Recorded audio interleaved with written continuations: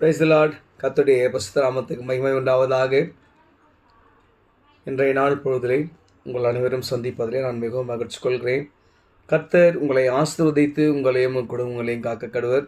எனக்கு அருமையானவர்களே, இன்றைய நாளுக்கான இறைவாக்கியம் தாவீதின் சங்கீத பாடல் அதிகாரம் 73 அதிகாரம் பாடல் 73 வசனம் 24, 25. இதில் தாவீது ராஜா அழகாக சொல்கிறாரு, நமக்கு யார் ஆலோசகர், நமக்கு யார் முடிவிலே நம்மை வழிநடத்தக்கூடியவர், அதாவது எந்த ஒரு இக்கட்டிலும் மாற்றிக்கொள்ளாதபடிக்கு நம்மை வழிநடத்தக்கூடிய அந்த ஒருவர் யார் என்பதை தாவீது ராஜா அழகாக சொல்கிறார்.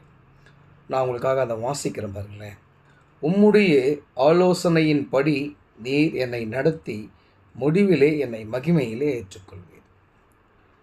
அதுக்கு அடுத்த வசனம் 25 வசனம். பரலோகத்தில் உம்மை இல்லாமல் எனக்கு யார் உண்டு, பூலோகத்தில் உம்மை தவிர எனக்கு வேறே விருப்பமில்லை.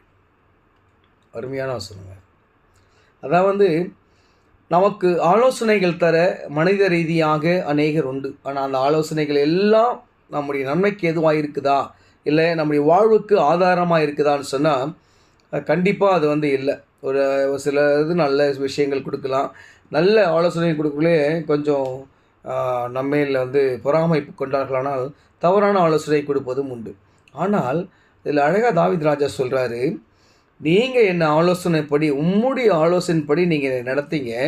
அப்படி நான் உம்முடைய ஆலோசனைப்படி நான் நடக்கும்போது முடிவிலே அந்த ஆலோசனையிலே நான் என்ன கஷ்ட நஷ்டங்கள் வந்தாலும் நான் அதை சகித்து கொண்டு உம்மையே பின்பற்றி நான் உம்மோடு உறவாடி உம்முடைய வழியிலே நான் நடந்து சென்று நான் அந்த முடிவை எட்டும்போது என்னை நீர் மகிமையால் நிரப்புவீர், மகிமையால் நீர் ஏற்றுக்கொள்வீர் அப்படின்னு சொல்கிறார்.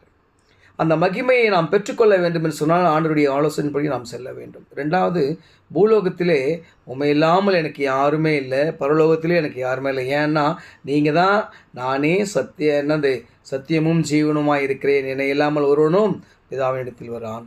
எனக்கு அருமையானவர்களே, ஆண்டவர் மட்டுமே நம்மளுக்கு ஆலோசனை கொடுக்கிறார். அவருடைய ஆலோசனைப்படி நாம் நடப்போம் என்று சொன்னால் முடிவில் நமக்கு மகிமை காத்திருக்கிறது.